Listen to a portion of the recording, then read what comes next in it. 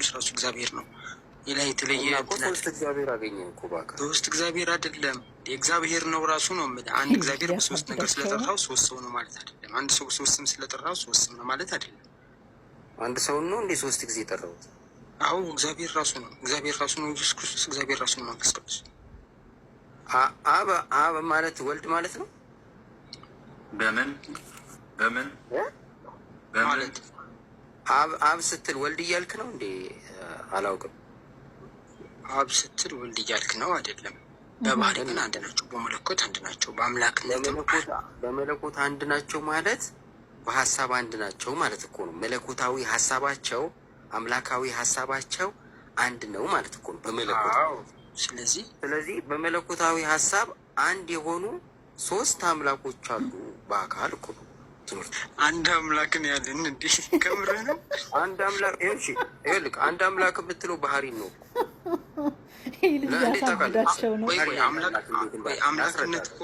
አምላክነት ባህሪው አይደለም እንዴ? ይኸውልህ አንዴ ላስረዳህ። አምላካችን እግዚአብሔር አንድ ነው ስትል እኮ አብ ወልድ መንፈስ ቅዱስ አንድ ነው እያልክ ነው። ምኑን ነው አንድ ያልከው? አካሉን እኮ አይደለም። አካላቸው እኮ አምላክነታቸውን አንድ ያዳምጠኝ እንዲገባ። አምላካችን እግዚአብሔር አንድ ነው ስትል አብ ወልድ መንፈስ ቅዱስ አንድ ነው እያልክ ነው። አንድ ነው ስትል ሶስት አካሎች የሉም እያልክ አይደለም አይደለ? ስለዚህ አሁን አንድ ነው ያልከው የሶስቱን ምናቸውን ነው? ባህሪያቸውና መለኮትነታቸው አምላክነታቸው ባህሪያቸው ነው አካላቸውን ነው አንድ ያልከው። አሁን አካላቸው ደግሞ አካላቸውን ስቆጥር ግን እያንዳንዳቸው አምላክ ስለሆኑ አካላቸውን ስቆጥር ሶስት አምላኮች አሉ። ባህሪያቸው ስቆጥር ግን አንድ ባህሪ ስላለ አንድ አምላክ ናቸው። አምላክነት እኮ ባህሪ ነው አይደለም እንዴ? ወንድሜ አምላክነት ባህሪው አይደለም እንዴ? እግዚአብሔር አሁን እናንተ አካልን አትቆጥሩ። አካል አለመቁጠር ነው። እውነተኛው ኢየሱስ አንተ አንድ ሰው ነህ። እስትንፋስ አለ። ከልብ የምታስበውን በቃል እየተናገርክ ነው። የአብ ቀኝ እጁ ማን ነው? እግዚአብሔር ወልድ ነው። አንተ ከአንተ ነፍስ ውጭ ሌላ ነፍስ አለ? የለም። እግዚአብሔር ወልድ እንደ ቀኝ እጅ አስበውና ያከናውናል አይደል?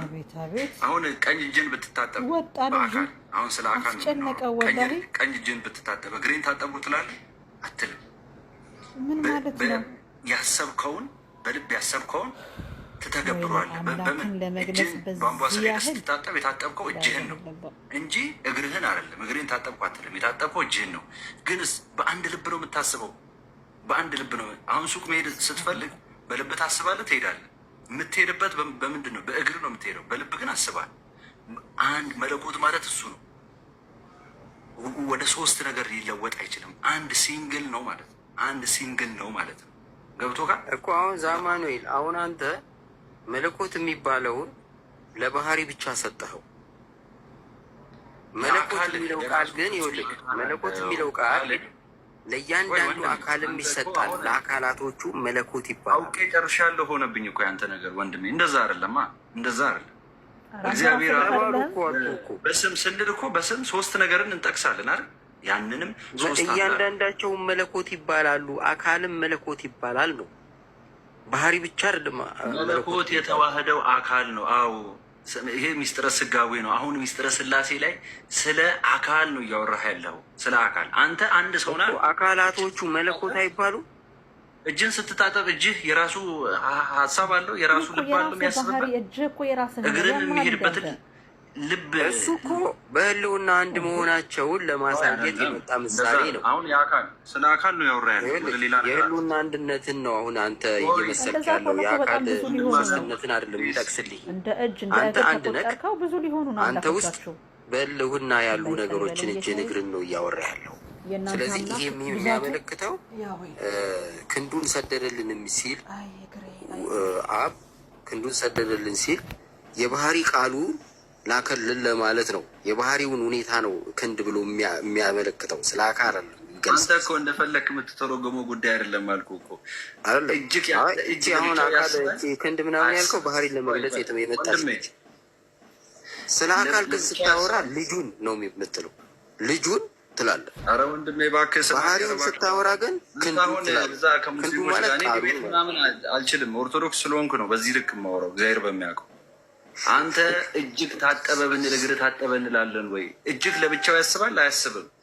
ልብ ያስበው ሪያክት ያደረገው ስለ ባህሪ ቃሉ አካል ነው እያወራን የአብ የባህሪ ቃሉ ስታወራ ከአብ በቃልነት ሳይለይ ወደዚህ ዓለም መጣ ለማለት ስትል የገዛ ክንዱን ሰደደልን ትላለህ። ከአብ ህልውና ሳይለይ መጣ ለማለት ነው ይህን የምታመጣው። እንደዚህ ከሆነ መለኮት ሞተ እያልከኝ ነው? መለኮት ሞተ ነው። በተለየ አካል ስታወራ ግን በተለየ አካሉ ወልድ ከድንግል ማርያም ስጋ ነሳ እንጂ አብ ስጋ አልነሳም። ወንድሜ አሁንም ደግሜ ላስረዳ። እኔ ለምሳሌ ዛማኔ ላለው እጄን ብታጠብ ልቤ ያሰበውን ነው ሄጄ የታጠብኩት። እጄን ታጥቤ እግሬ ታጠብ አልልም፣ ጸጉሬን ታጠብኩ አልልም። አስጨርሰኝ እንጂ ልብ ያሰበውን ነው ሄጄ የታጠብኩት። ልቤ እጄ ለብቻው አስበው ነው እንደ ሄዶ የታጠበው አይደለም። ገብቶሃል የማውራው? ክርስቶስ ሞተ ስንል ክርስቶስ ሞት የሚይዙ አይደለም። መለኮት የሚሞት አይደለም፣ የሚጠማ አይደለም።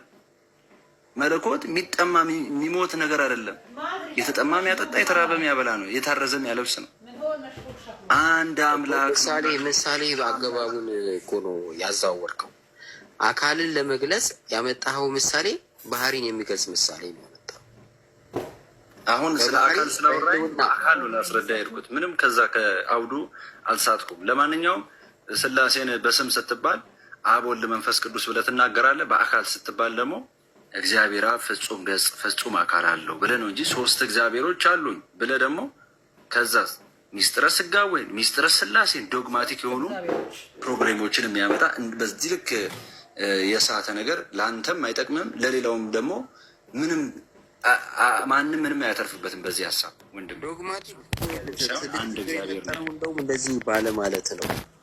ይህን ባለማለት ሰው የሆነው የቱ ነው ስትባል ሁለተኛው እግዚአብሔር ቅድም ዋዜማ ላይ እንደተዘመረው ሁለተኛው እግዚአብሔር ሰው ሆኗል ማለት ካልቻልክ ሰው የትኛው እግዚአብሔር ሰው ሆነ ብሎ መጠየቁን አያውቁም። እኔም አንተም ብንወርድ የተሻለ ይመስለኛል። በሌላ ፕሮግራም አሁንም እንወያያለን። እኔ ግን ሰዓቴ ስለደረሰ ልወርድ ነው። በጣም ይቅርታ። አለም ዘሩፋኤል ስለነበረን እህቶቻችን ሁላችሁንም ሰላም አምሹ። እናመሰግናለን። መቀጠል ካለባቸው